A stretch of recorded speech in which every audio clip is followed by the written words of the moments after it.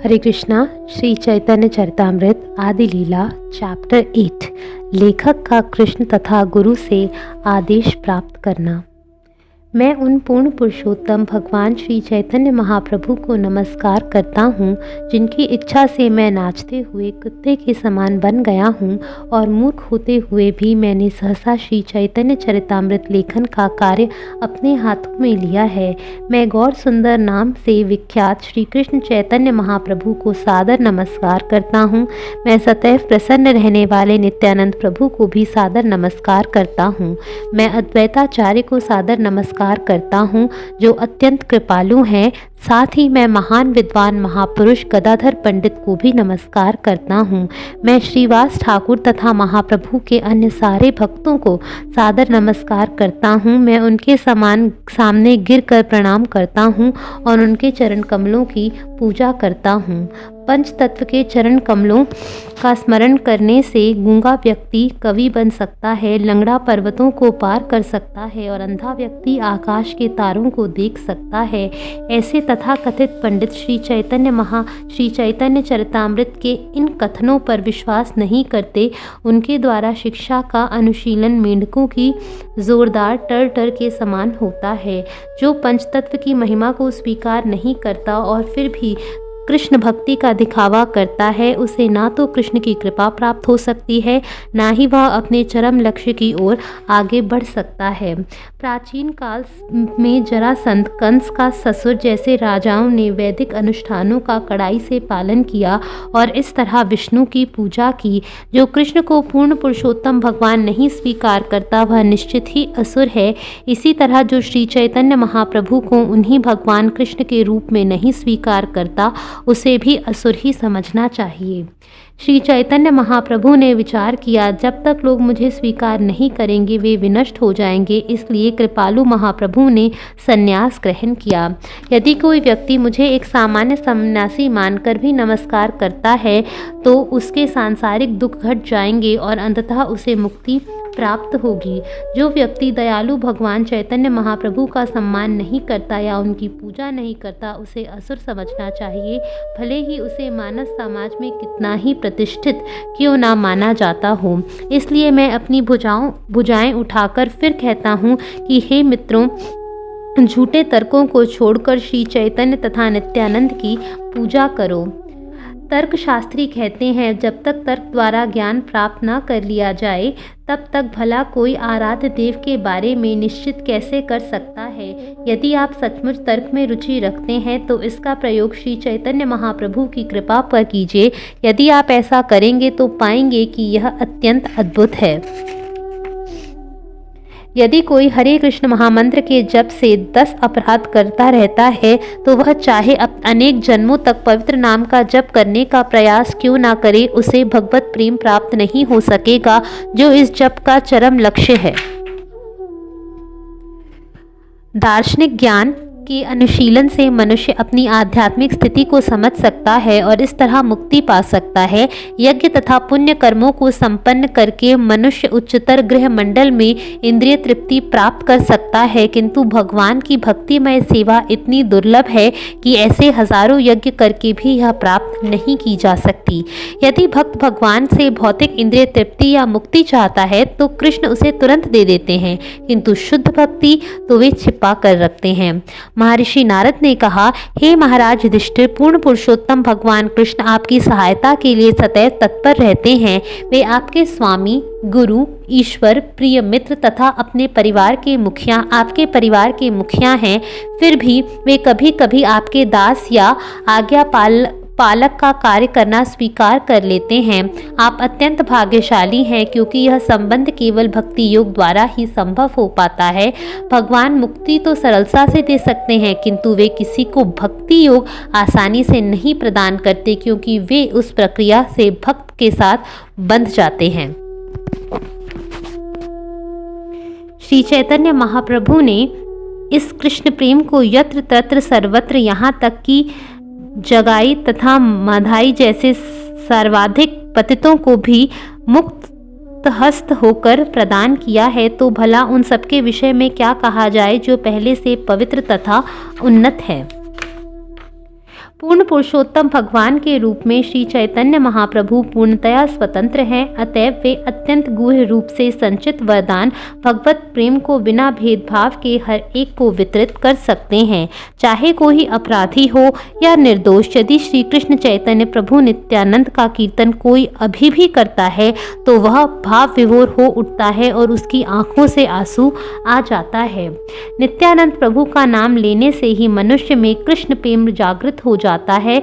इस प्रकार उसके सारे अंग प्रत्यंग भावातिरेक से व्याकुल हो उठते हैं और उसकी आँखों से गंगा की धारा के समान अश्रु बहने लगते हैं। हरे कृष्ण मंत्र का कीर्तन करते समय अपराधों पर विचार किया जाता है, इसलिए केवल हरे कृष्ण का कीर्तन करने से कोई भावदशा को प्राप्त नहीं होता। यदि हरे कृष्ण महामंत्र का कीर्तन करते हुए किसी का हृदय परिवर्तित नहीं होता, उसके नेत्रों से अश्रु नहीं बहते, उसका शरीर कंपित नहीं होता, ना ही उसे रोमांच होता है, तो यह समझना चाहिए कि उसका हृदय लोहे के समान कठोर है।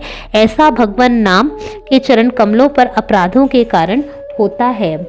निरपराध होकर हरे कृष्ण महामंत्र का कीर्तन करने मात्र से सारे पाप कर्म दूर हो जाते हैं और भगवत प्रेम की कारण स्वरूपा शुद्ध भक्ति प्रकट होती है।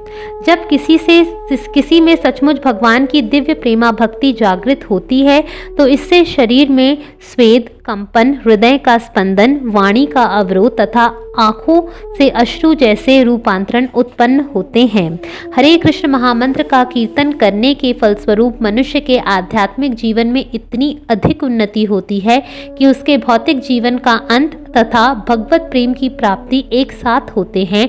कृष्ण का पवित्र नाम इतना शक्तिशाली है कि केवल एक नाम के उच्चारण से उसे ये दिव्य संपत्ति सहज ही उपलब्ध हो जाती है। यदि भगवान के पवित्र नाम का बारंबार जप करते रहने पर भी मनुष्य में भगवान के प्रति प्रेम विकसित नहीं होता और उसकी आंखों में अश्रु प्रकट नहीं होते, तो इससे यह स्पष्ट हो जाता है कि जप में उसके अपराधों के फलस्वरूप कृष्ण नाम का बीज अंकुरित नहीं हो रहा है। किंतु यदि कोई थोड़ी भी श्रद्धा के साथ भगवान चैतन्य तथा नित्यानंद के पवित्र नामों का कीर्तन करता है तो वह सारे अपराधों से तुरंत ही मुक्त हो जाता है। इस तरह वह ज्यों ही हरे कृष्ण महामंत्र का कीर्तन करता है त्यों ही उसे भगवत प्रेम की भाव विभोरता का अनुभव होता है। श्री चैतन्य महाप्रभु स्वतंत्र पूर्ण पुरुषोत्तम भगवान हैं और वे अत्यंत दयालु हैं। उनकी पूजा किए बिना किसी को मुक्ति नहीं मिल सकती। अरे मूर्खों, जरा श्री चैतन्य मंगल तो पढ़ो। इस ग्रंथ को पढ़कर तुम श्री चैतन्य महाप्रभु की सारी महिमाओं को समझ सकते हो। जिस तरह व्यासदेव ने श्रीमद् भागवत में कृष्ण की सारी लीलाओं का संकलन किया है, उसी तरह ठाकुर वृंदावन दास ने चैतन्य महाप्रभु की लीलाओं का वर्णन किया है। ठाकुर वृंदावन दास ने श्री चैतन्य मंगल की रचना की, जिसके सुनने से सारे अमंगल नष्ट हो जाते हैं। श्री चैतन्य मंगल पढ़कर मनुष्य श्री चैतन्य महाप्रभु तथा नित्यानंद प्रभु की सारी महिमाओं या सत्य को समझ सकता है और भगवान कृष्ण की भक्ति के चरम निष्कर्ष तक पहुंच सकता है। श्री वृंदावन दास ठाकुर ने श्री चैतन्य मंगल, जो बाद में श्री चैतन्य भागवत कहलाया, में श्रीमद् भागवत से प्रामाणिक उदाहरण देते हुए भक्ति के निष्कर्ष और सार प्रस्तुत किए हैं। यदि बड़ा नास्तिक भी श्री चैतन्य मंगल सुने तो वह तुरंत महान भक्त बन जाता है। इस पुस्तक का विषय इतना भव्य है कि लगता है मानो श्री वृंदावन दास ठाकुर की रचना के माध्यम से साक्षात श्री चैतन्य महाप्रभु स्वयं बोल रहे हों। मैं वृंदावन दास ठाकुर के चरण कमलों पर कोटि कोटि प्रणाम करता हूँ। उनके अतिरिक्त अन्य कोई व्यक्ति सभी पतित आत्माओं के उद्धार के लिए ऐसा अद्भुत ग्रंथ नहीं लिख सकता था। नारायणी दास श्री चैतन्य महाप्रभु का जूठन खाया करती थी। श्री वृंदावन दास ठाकुर उसी की कोख से जन्मे थे। आज श्री चैतन्य महाप्रभु की लीलाओं का कैसे ही अद्भुत वर्णन उन्होंने दिया है। तीनों लोकों में जो भी उसे सुनता है वह शुद्ध पवित्र हो जाता है।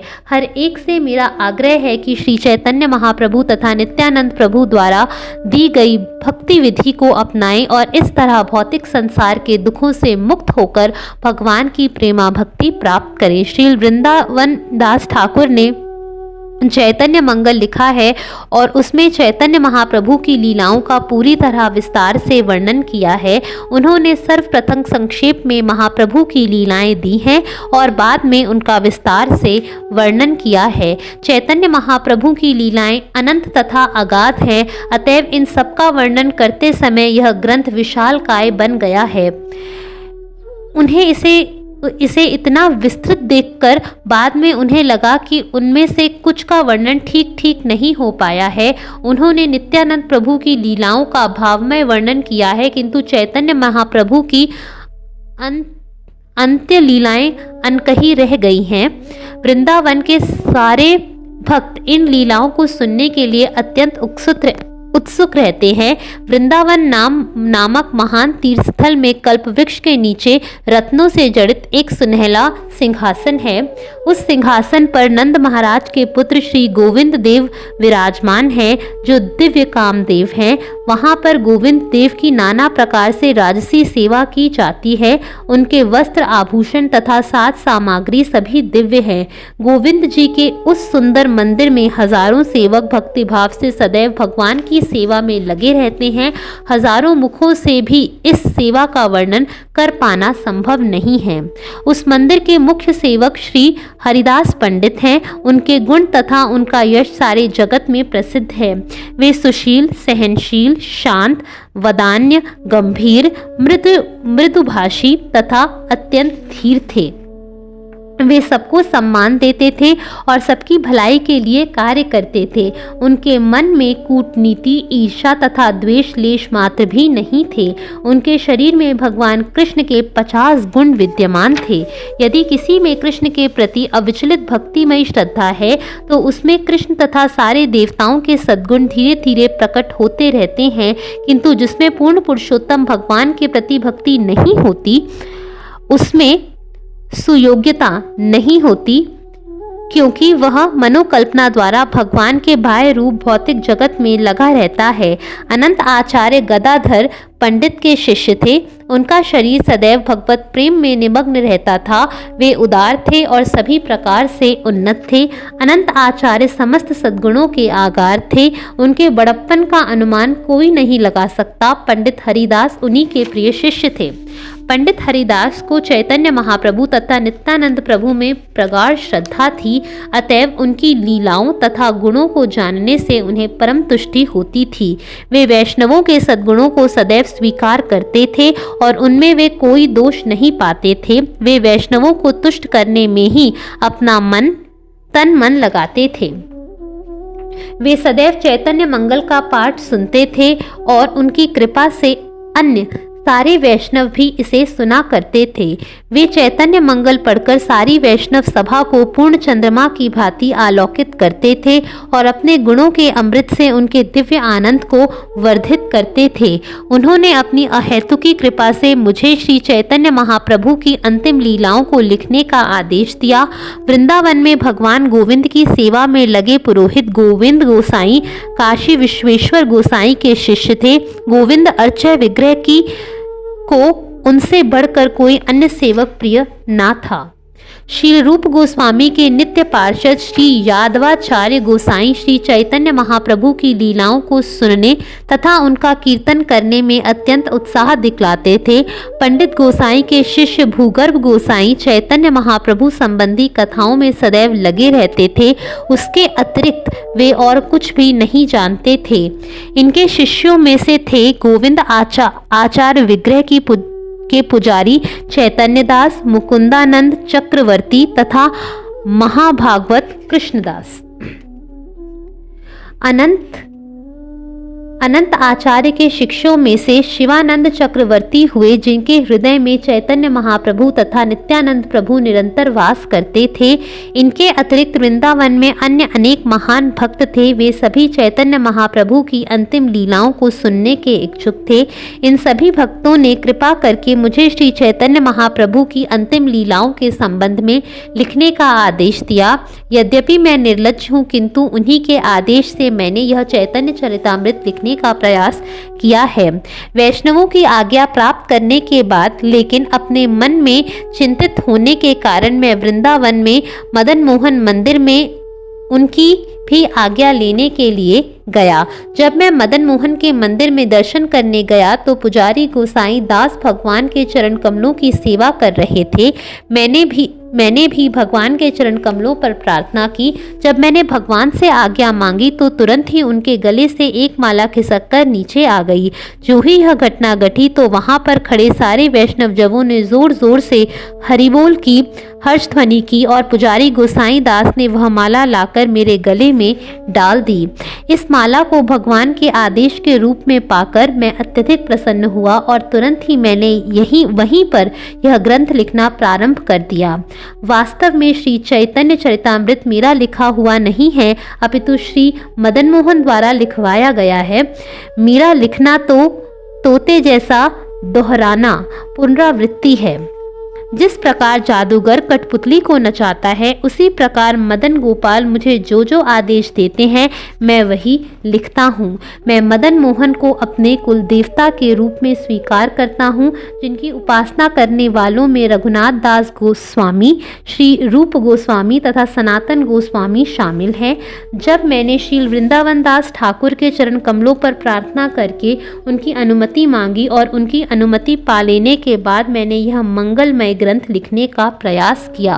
श्री वृंदावन दास ठाकुर चैतन्य महाप्रभु की लीलाओं के प्रामाणिक लेखक हैं, अतएव उनकी कृपा के बिना इन लीलाओं का वर्णन नहीं किया जा सकता। मैं मूर्ख निम्न कुल में उत्पन्न हुआ शूद्र हूँ और सदा ही भौतिक भोग की इच्छा करता हूँ। फिर भी वैष्णवों की आज्ञा के कारण मैं इस दिव्य ग्रंथ को लिखने के लिए अत्यंत उत्साहित हूँ। श्री रूप गोस्वामी तथा रघुनाथ दास गोस्वामी के चरण कमल ही मेरे बल के स्रोत हैं। उनके चरण कमलों के स्मरण से मनुष्य की सारी इच्छाएं पूरी हो सकती हैं। श्री रूप तथा श्री रघुनाथ के चरण कमलों पर प्रार्थना करते हुए तथा सदैव उनकी कृपा की आकांक्षा करते हुए मैं कृष्णदास उनके चरण चिन्हों का अनुगमन करते हुए श्री चैतन्य चरितामृत का वर्णन कर रहा हूँ। हरे कृष्णा।